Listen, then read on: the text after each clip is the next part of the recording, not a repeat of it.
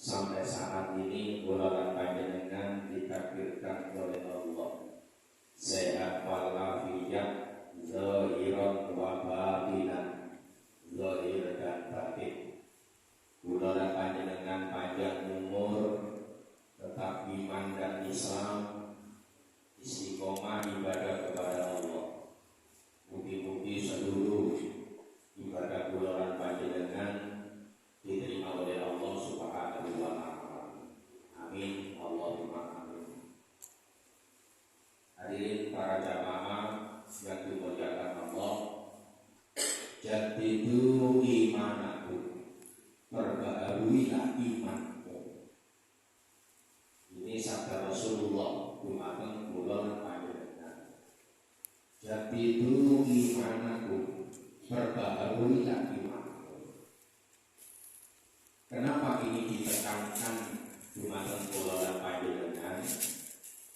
Karena tantangan zaman, godaan dunia, rayuan setan, bujukan hawa nafsu selalu menyertai perjalanan hidup bulan panjenengan.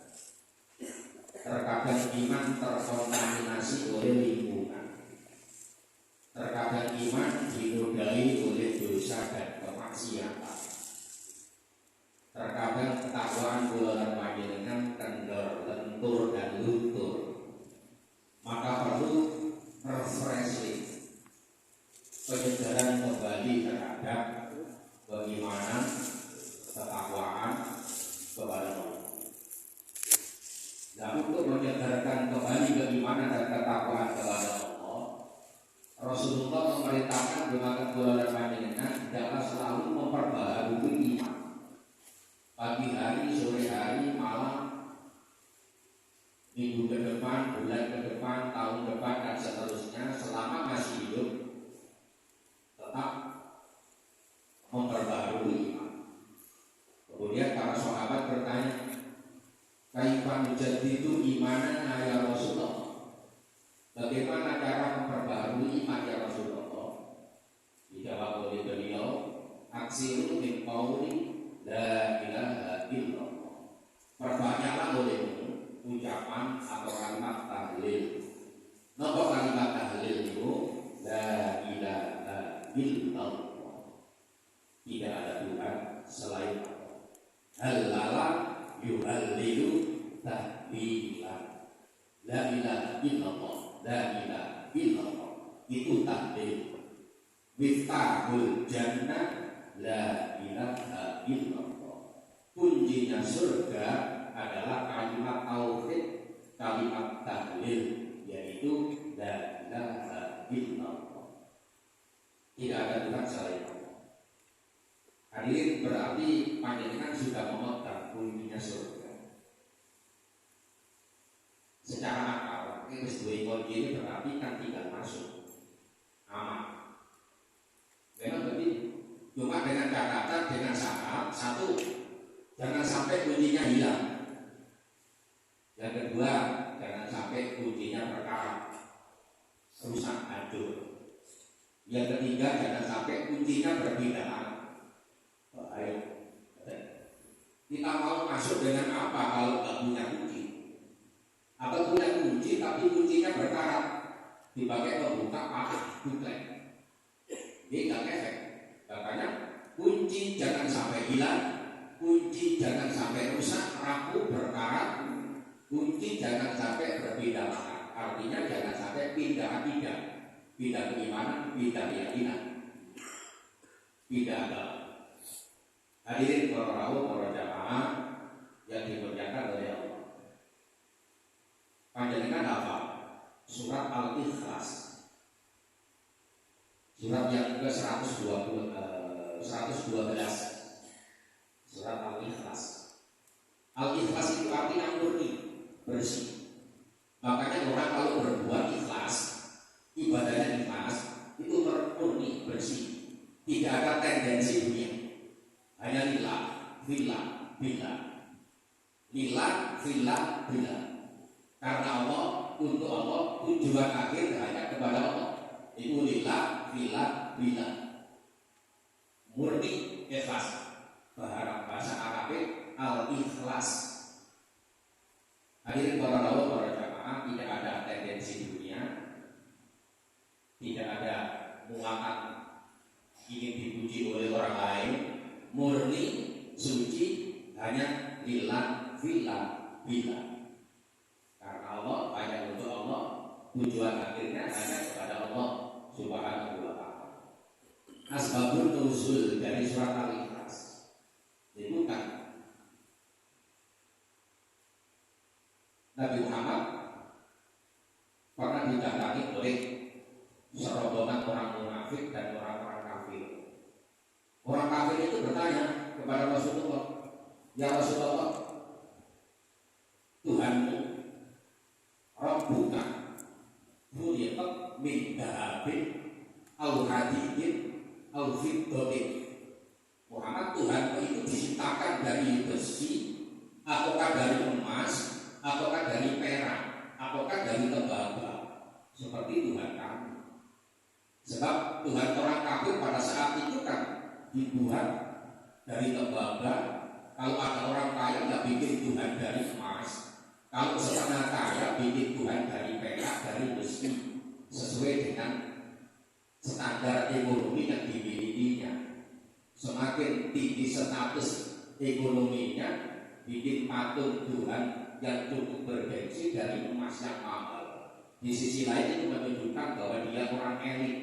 Itu zaman dulu. Makanya orang kafir ketika bertanya kepada Nabi Muhammad, "Muhammad, Tuhanmu itu terbikin dari emas, dari perak, dari tembaga, dari besi, ataukah dari apa?" Itu pertanyaan orang kafir kepada Nabi Muhammad. Di otomatis Nabi Muhammad sempat speaking, tidak jawab, no comment, boleh saya jawab. Kenapa?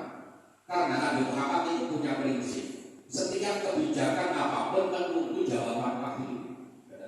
Maka yang tidu anil hawa itu wa illa wahyu yuha. Nabi Muhammad itu tidak berbicara berdasarkan hawa nafsunya. Maka yang tidu anil hawa itu wa illa wahyu yuha. Tapi setiap pembicaraannya, setiap argumennya, setiap ide-ide dan gagasannya, kebijakannya, itu adalah wahyu yuha, tunggu turunnya wahyu. Imannya Nabi, imannya Nabi. Setiap kebijakan, ide dan gagasannya tentu bisikan wahyu lewat malaikat Jibril. Dan melakukan dengan kebijakan kita bukan menunggu wahyu. Karena kelas kita bukan Nabi, bukan Rasul. Kebijakan kita ketika kita jalan buntu tidak bisa jawab, maka kita menunggu bisikan ilham dari Allah. Jadi bisikan Allah untuk orang yang beriman, level orang panjenengan itu ilham. Kalau untuk Nabi dan Rasul namanya wahyu. Fa'alhamaha fujuraha wa taqwaha. Ilham, bisikan positif dari Allah untuk orang-orang yang beriman, untuk orang soleh dan solihah. Hadirin para jamaah yang dimuliakan oleh Allah. Akhirnya apa? Karena Nabi Muhammad tak bisa jawab, turun ayat ini, Al-Ikhlas itu. Qul huwallahu ahad, Allahus samad, lam yalid wa lam yulad wa lam yakul lahu kufuwan ahad. Ini surat Makkiyah. Al-Quran itu ada periode Makkiyah, ada periode Madaniyah.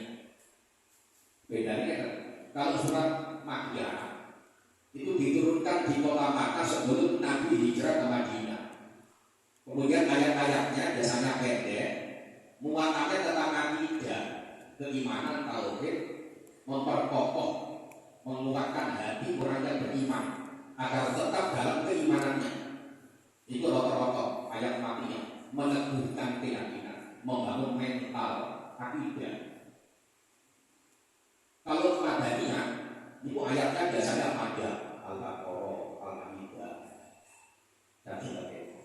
Muatan isinya tentang muamalah, tentang ilmu politik, tentang tata cara bernegara, tentang perundang-undangan, muamalah misalnya undang-undang perkawinan, tentang ilmu waris, tentang pinjam meminjam, utang piutang, tentang cara bergaul, berinteraksi dengan sesama muslim maupun dengan non muslim.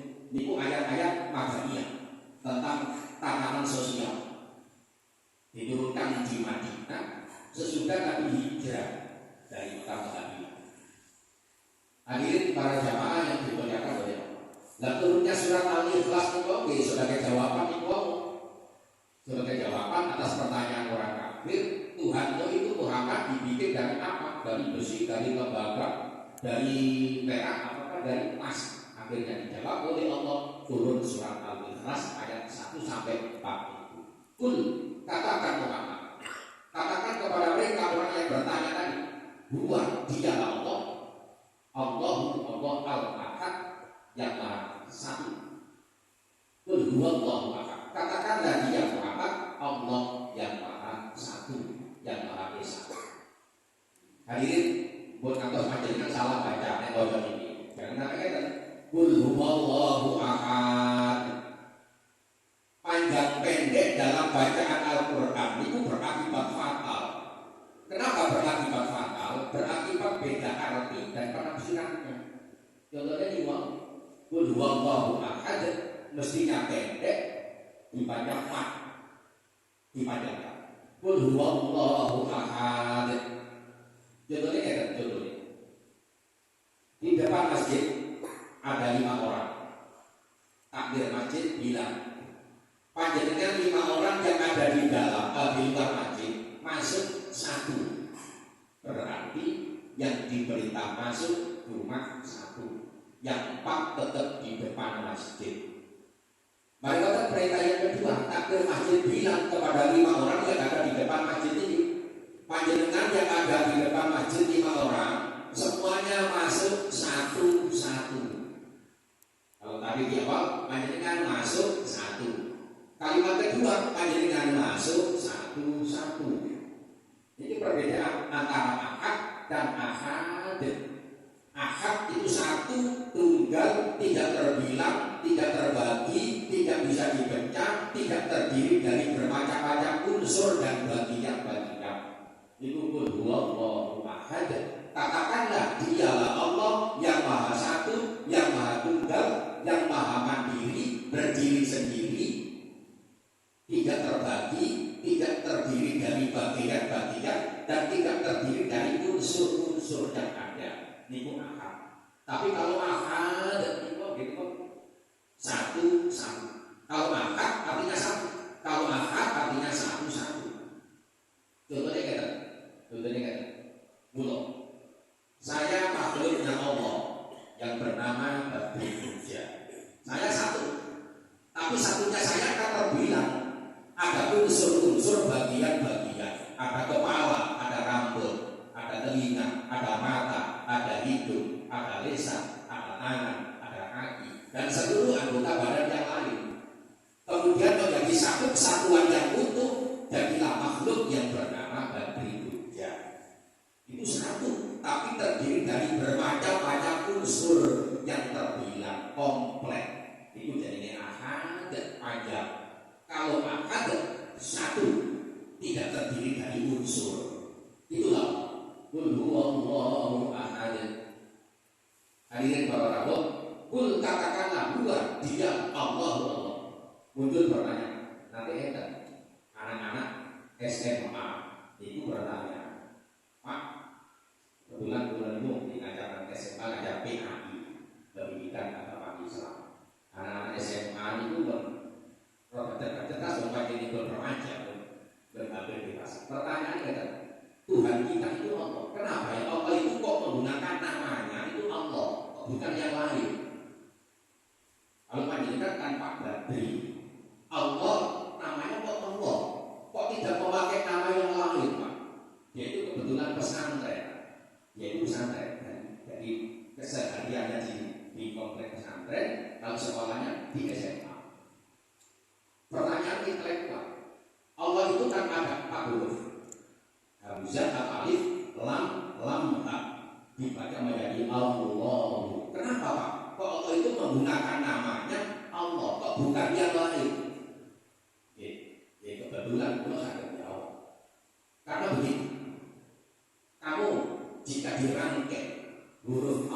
itu ada 4. 1 hamzah atau alif, lam, lam. 4 ini jika diambil 1 huruf yang awal, alif diambil, tinggal lillahi, tetap dia sebagai Tuhan. Lillahi ma fis samawati wa ma fil ardi, miliknya Allah, kepunyaan Allah, dalam genggaman Allah, semua yang ada di langit dan semua yang ada di bumi. Huruf 1 hilang, alif di depan, tetap Allah, lillahi namanya. Kemudian andaikan huruf yang kedua, lam pertama dihilangkan, tinggal tersisa 2 huruf di belakang, lam dan ha menjadi lahu. Tetap ada dalam Al-Quran, lahu ma fis samawati wa ma fil ardi. Bagi dia Allah segala yang ada di langit dan segala yang ada di bumi. Tinggal 2 huruf, hu, lalu lahu, alif, lam, kemudian tinggal setengah. Lahu ma fis samawati wa ma fil ardi. Tinggal 1 huruf ha saja. Alif pertama dihilangkan, lam pertama dihilangkan, lam ketiga huruf ketiga lam dihilangkan, tinggal 1 hu.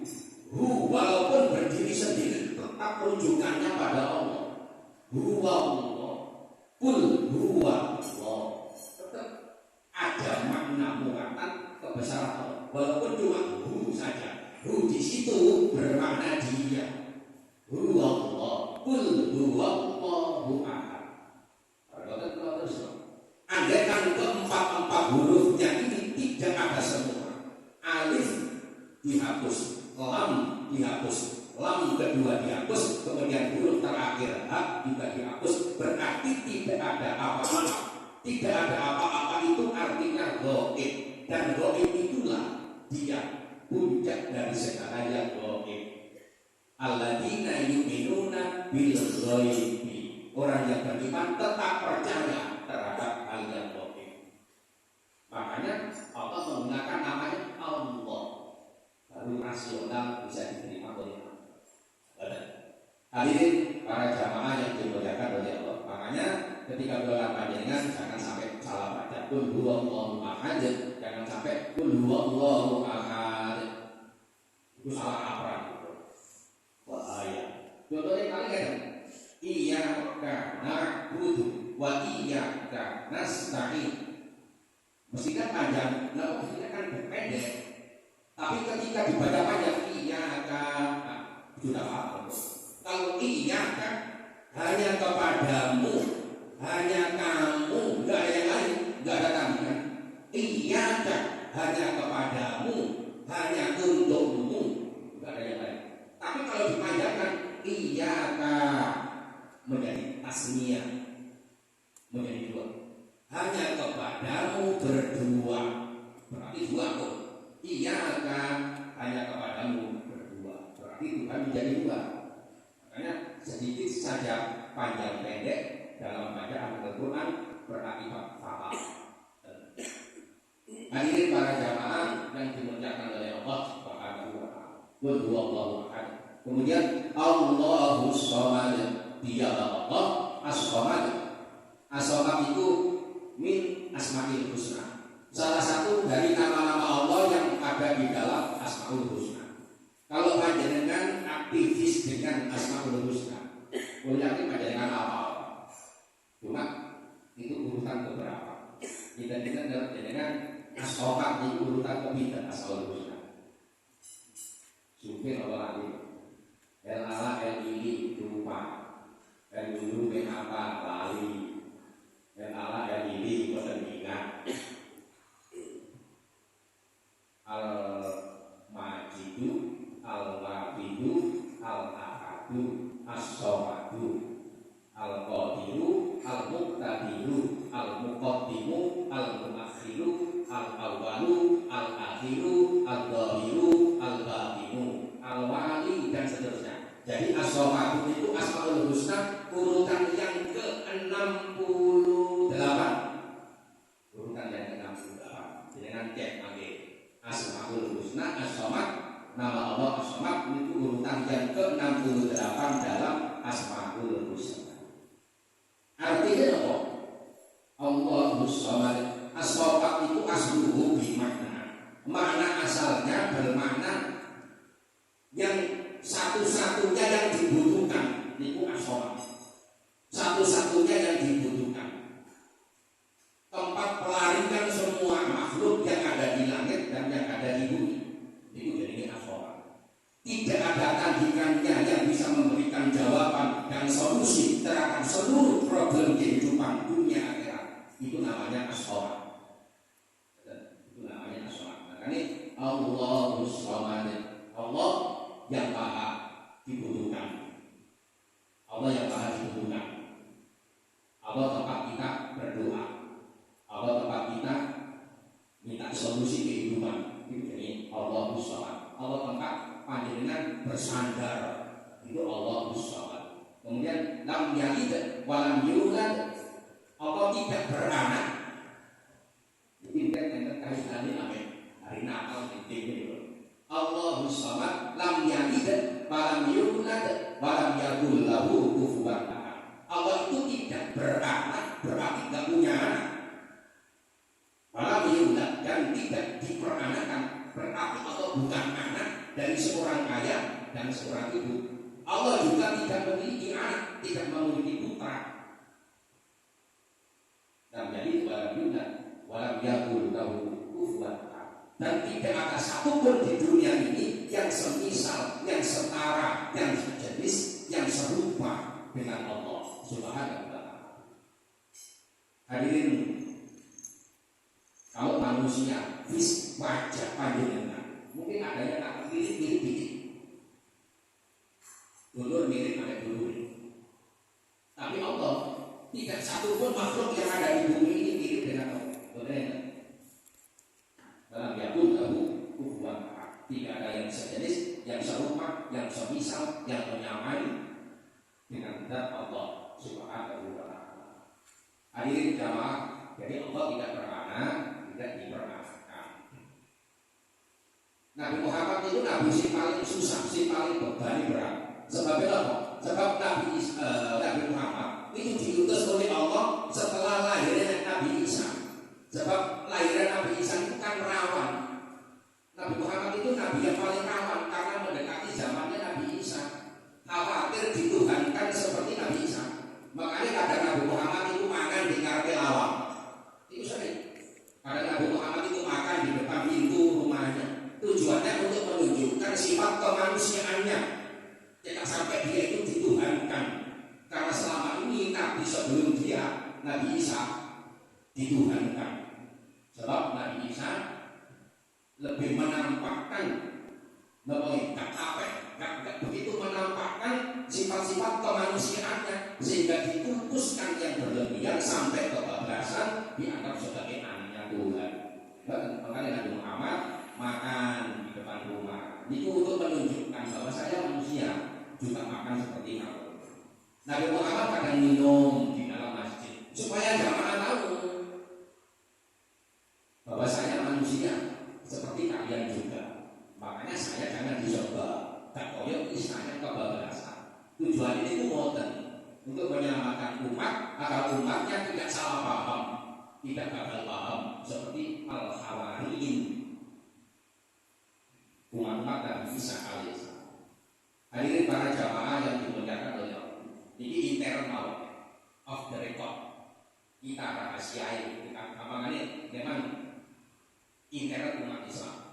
Secara akal kan ya, secara akal kita membuka logika, membuka akal, membuka akal sing waras. Maksudnya ya, kalau memang Nabi Isa dianggap sebagai Tuhan, muncul pertanyaan, Nabi Isa itu lahirin apa? Kan benar? Lahirin apa? Lebih dahulu mana dengan Nabi Adam? Dia otomatis jawabannya lebih awal Nabi Adam lahirin Nabi Isa. Berarti kesimpulannya, begitu Nabi Isa lahir, langit sudah ada, bumi sudah ada, makhluk sudah ada, pohon, bulan, bintang, gunung, air, darah, oksigen, semua sudah ada. Dan terus Nabi Isa menciptakan apa?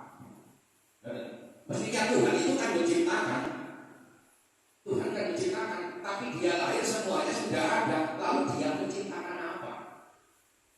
Secara akal nggak benar. Mestinya Tuhan itu adanya lebih awal, al-awwalu wal akhiru, yang paling awal, yang paling akhir, kemudian menciptakan langit, menciptakan bumi, menciptakan alam, menciptakan semua. Dan ini kan Nabi Isa kan aneh, langit sudah ada, bumi sudah ada, makhluk sudah ada, baru dia lahir. Nah, terus dia menciptakan apa? Padahal katanya Tuhan. Hadirin para jamaah yang dimuliakan oleh Allah Subhanahu wa Ta'ala. Ini sebagai jawaban untuk memperkuat keimanan dan ketakwaan kula, keyakinan kula panjenengan di hadapan Allah Subhanahu wa Ta'ala. Nabi Isa ini dari Al-Quran surat Maryam ayat 30. Surat Maryam ayat 30. Dawuh Nabi Isa itu Allah, beliau berkata, ini Abdullah, sesungguhnya saya ini hambanya Allah. Ataniyal kitab wa ja'alani nabiyyan. Aku diberi oleh Allah kitab, Alkitab, yaitu yang berupa kitab Injil. Wa ja'alni nabiyyan, dan saya dijadikan sebagai nabi, tidak lebih dari itu. Karena ini Abdullah, saya adalah hamba Allah. Ini pengakuan Nabi Isa. Dan memang Nabi Isa memproklamirkan, mengumumkan kepada pengikutnya bahwa saya itu bukan Tuhan, cuma dituhankan.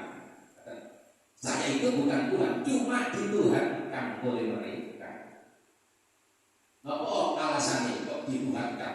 Ya karena kelebihan yang dimiliki oleh Nabi Isa alaihissalam yang berupa mukjizat yang penuh dengan keistimewaan. Contoh mukjizat Nabi Isa, ibunya yang bernama Maryam, dia hamil, tidak pernah disentuh oleh lelaki manapun juga.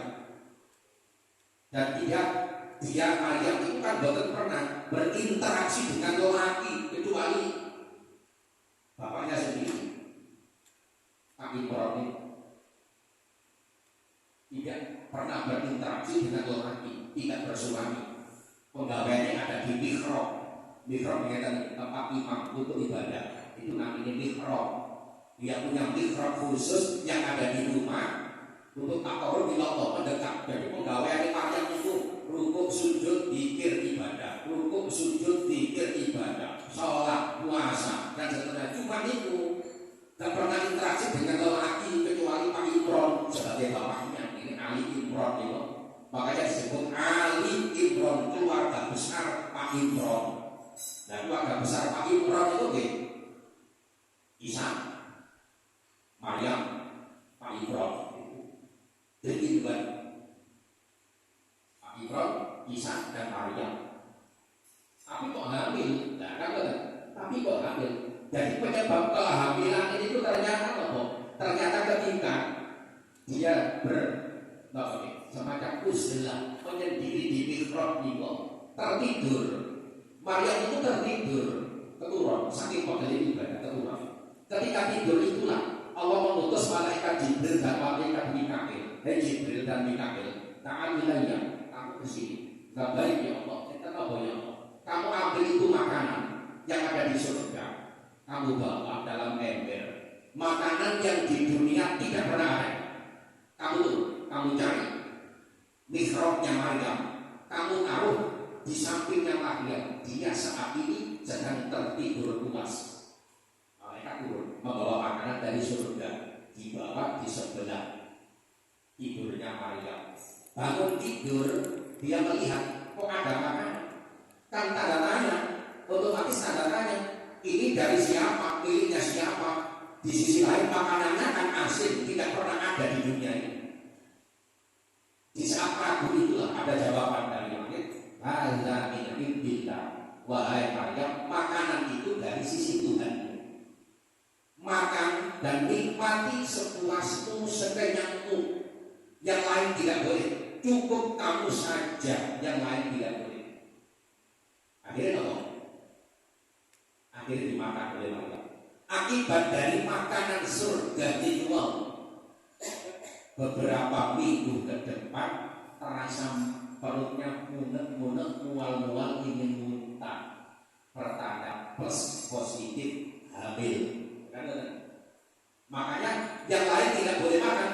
Kalau dimakan oleh yang lain ikut hamil juga. Walaupun si makan orang lanang, tapi nonton. Sebab itu makanan mukjizat minallah dari surga. Akhirnya dimakan yang berakibat kehamilan. Kehamilan tambah besar.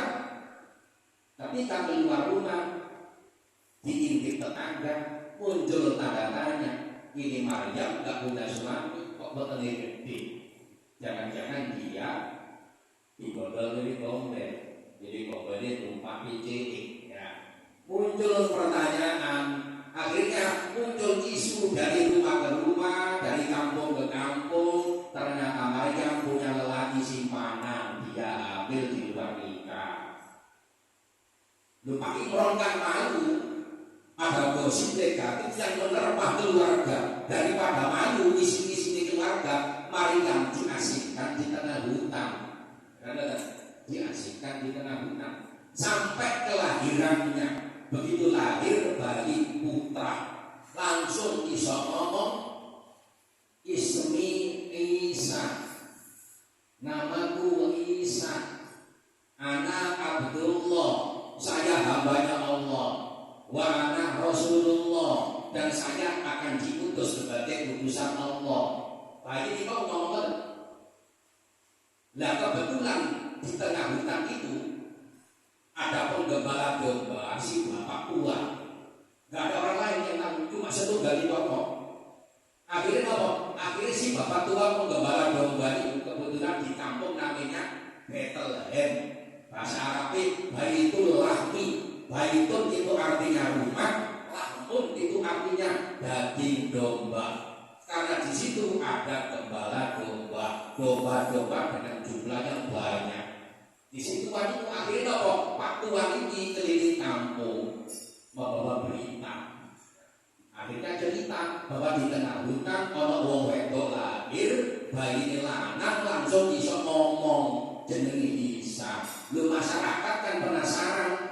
Ketika masyarakat penasaran berkunjung, ya jadi viral, jadi tempat wisata dadakan. Di tengah hutan ada keajaiban yang terjadi. Banyak orang datang.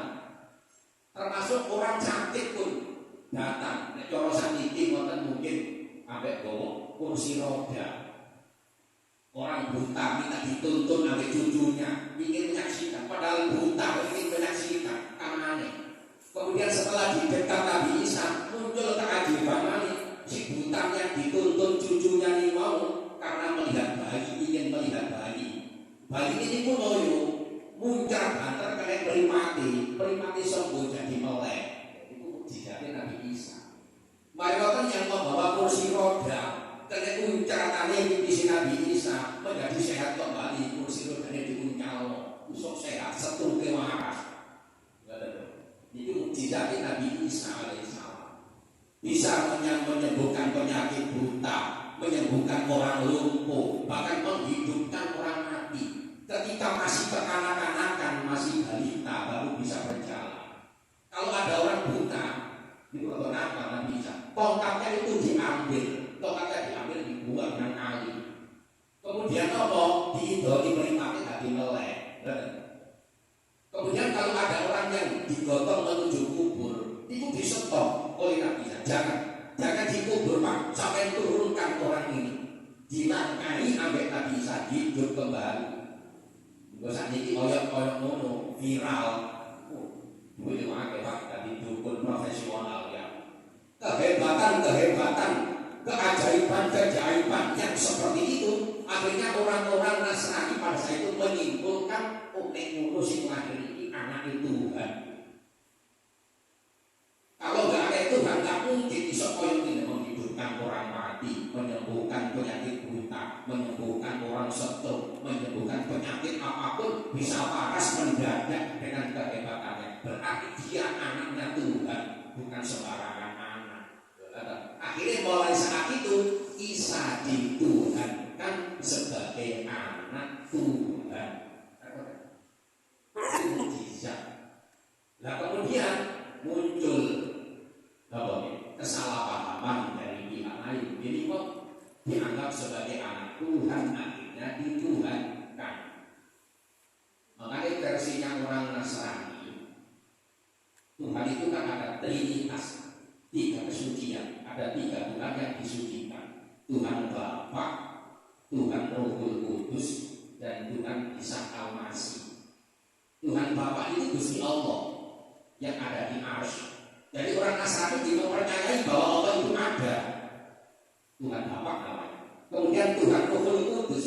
Tuhan Rohul Kudus itu artinya Tuhan Malaikat Jibril yang meniupkan roh di dalam rahimnya Maria yang berakibat lahirnya Isa. Itu namanya Tuhan Rohul Kudus.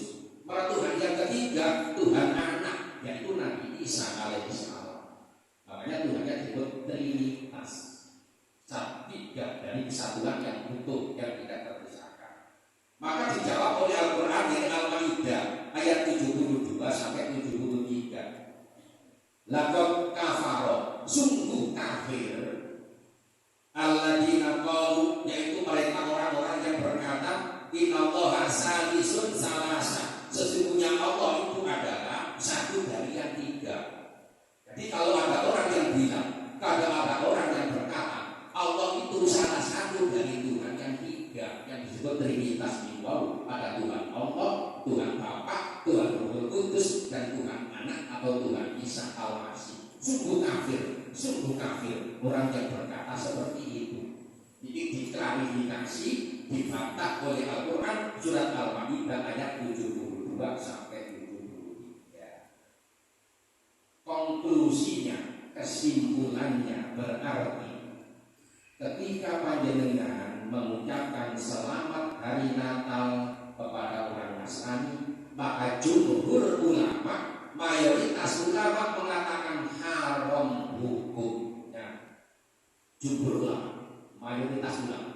Kalau di persentase 80% ulama mengatakan haram hukumnya. Walaupun ada minoritas 20% ulama yang memperbolehkan mengucapkan selamat Natal, itu pun dengan catatan tidak setiap orang boleh. Yang boleh itu orang yang punya kepentingan lil maslahatil ummah, untuk kemaslahatan umat. Contoh Presiden Pak Jokowi walaupun Islam, bahkan malah wajib tidak boleh mengucapkan dosa Pak Jokowi. Tujuannya apa? Maslahatil ummah, kemaslahatan umat. Coba Pak Jokowi mengucapkan selamat hari Natal kepada orang-orang Nasrani, malah muncul disintegrasi perpecahan antara Islam dengan Kristen. Ini Presiden boleh mengucapkan selamat hari Natal, dan itu dikhawatirkan. Maka untuk mengantisipasi tindakan preventif, seorang pejabat yang bernama Presiden malah diwajibkan untuk mengucapkan selamat hari Natal, termasuk Menteri Agama, termasuk menteri yang lainnya, termasuk gubernur, termasuk bupati, termasuk Pak Camat, mungkin juga Pak Lurah, turun ke bawah Pak RT, Pak RW. Jika dalam lingkungan RT panjenengan sang ketua RT, misalnya ada 5 kakak yang beragama Kristen, maka RT itu wajib mengucapkan selamat hari Natal kepada wargaku yang ada di RT 7. Betul apa-apa? Tujuannya itu lil maslahatil ummah. Sedangkan kalau orang panjenengan yang tidak ada kepentingan, kita bukan pejabat publik, mengucapkan kurang efek, tidak mengucapkan juga tidak efek, maka lil ikhtiar untuk lebih waspada, lebih hati-hati, kita tidak usah mengucapkan selamat hari Natal. Selamat Natal itu kan artinya selamat wahai Isa, kamu telah lahir sebagai anak Tuhan. Itu maksudnya itu ngoten. Makanya ulama ini kan tidak usah ikhtiar untuk preventif, hati-hati. Mungkin ada yang bertanya, Pak, kosok sekedar ucapan mawon kok nggak oleh? Kan namanya fanatik. Hadirin, fanatik suku tidak boleh, fanatik golongan tidak boleh, fanatik agama wajib, fanatik suku tidak boleh. Panjenengan orang Jawa fanatik dengan Jawa, tidak ngomong Sunda, tidak boleh. Fanatik dengan on NU milokno Muhammadiyah, mentang-mentang Muhammadiyah milokno entek-entek agama NU. Itu fanatisme yang boleh tapi tidak diperbolehkan. Fanatik ormas yang boleh itu fanatik agama. Benar, fanatik agama. Maksudnya hanya Islam saja yang benar, yang lain salah semua. Tapi buat diumumno dalam hati mawon, ya diumumno untuk Islam, Islam kok bener, apa salah, kira-kira gitu. Benar, fanatisme. Maka kita mari kita juga ya. Oke, memang itu ucapan. Tapi ucapan itu bisa berdampak hukum. Ucapan itu bisa berdampak hukum. Contoh, laki-laki perempuan yang ajnabiyah itu lain, bukan muhrim. Ya, bukan muhrim. Muhrim kan yang haram dinikah. Ini bukan muhrim. Bahasa Arabnya, bahasa fikihnya ajnabiyah. Jadi boleh nikah laki-laki perempuan. Ada wali, ada dua orang saksi. Ada hakim, ada penghulu, ada mas kawin. Kemudian ijab qabil tu nikah wadasbiyah bil madril madhur. Kalau bahasa Indonesianya, aku terima kawinnya dan nikahnya dengan mas kawin 10 juta rupiah dan seperangkat alat sholat dibayar tunai. Sah, ini ucapan, tapi menjadi status hukum. Yang tadinya haram menjadi halal, yang tadinya tidak boleh menjadi boleh karena sudah ada akad yang berupa ucapan. Jadi benar, walaupun ucapan tapi bisa berdampak pada hukum. Contohnya nih, seorang suami bilang, "Dek, tak tahu awak." Itu kan ucapan, tapi bisa berdampak hukum menjadi jatuh satu awak. Karena dia ada ucapan lisan, termasuk dari kamu selamat Natal itu tetap ucapan lisan, tapi bisa berdampak hukum. Terus solusinya ya apa caranya? Ya apa cara menghargai saudara kita yang Nasrani ketika memperingati Natal? Dia cukup hanya dengan satu, tidak usah komentar yang negatif. Yang kedua, tidak usah ngilong-ngilong. Yang ketiga, tidak usah mengganggu atau mengusik ibadahnya. Yang keempat, jangan kasih mereka kesempatan untuk beribadah sesuai keyakinannya. Itu cara menghargainya. Jadi tidak harus mengucapkan selamat. Bila perlu, jangan tukok donat kresek merah dengan terlalu kami tinggi hadiah saking mulo. Kita tahu kita bisa selamat hari Natal. Ini Pak hadiah saking mulo karena dengan sedang merayakan hari Natal. Kita mau. Itu cara menghargai tanpa harus mengorbankan akidah dan keyakinan. Hadirin para jamaah, itu yang terkait dengan asbabun nuzul al-ikhlas dan fenomena kekinian menyambut hari Natal.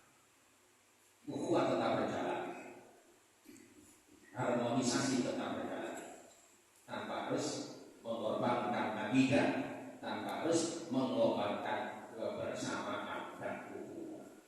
Mungkin ada yang bertanya monggo.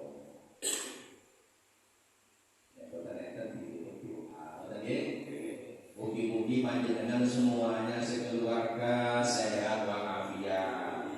Mugi-mugi panjenengan sekeluarga panjang umur, banyak rezeki, halal, kata barokah. Mugi-mugi permasalahan panjenengan semuanya dimudahkan oleh Allah. Mugi-mugi bulan panjenengan semuanya ketika wafat husnul khotimah. Al-Fatihah. Tidak suara mustaqim, suara Madinah, ta'lim, wirqawiyah, Allahumma salli wa sallim wa barik ala sayyidina Muhammadin walhamdulillahi rabbil alamin. Allahumma ya Allah tawfir umurana, ya Allah panjangkan umur kami. Wasafir ajsadana, ya Allah sehatkan badan kami. Wa nawwir qulubana, ya Allah sinarlah hati kami. Wasabit imanana, ya Allah tetapkanlah iman kami. Wa wasi' arsaqona, ya Allah luaskanlah rezeki kami. Wa aksinna amalana, ya Allah perbaikilah amal perbuatan kami. Wa ilal khairi qarribana, ya Allah dekatkanlah kami dengan kebaikan. Wa an syarri ba'idna, ya Allah jauhkan kami dari keburukan. Waqdi hawaijana, ya Allah kabulkanlah hajat dan kebutuhan kami. Min hawaijid dunya wal akhirah, hajat kebutuhan dunia hingga akhirat. Innaka ala kulli syai'in qadir. Kesungguhan Nabi Allah Maha Kuasa atas segala sesuatu. Rabbana atina fid dunya hasanah wa fil akhirati hasanah wa qina adzabannar. Wassallallahu ala sayyidina Muhammad walhamdulillahi rabbil alamin. Wassalamualaikum warahmatullahi wabarakatuh. Allahumma shalli ala Muhammad ya Rabbi shalli alaihi wa sallim. Allahumma shalli ala Muhammad ya Rabbi shalli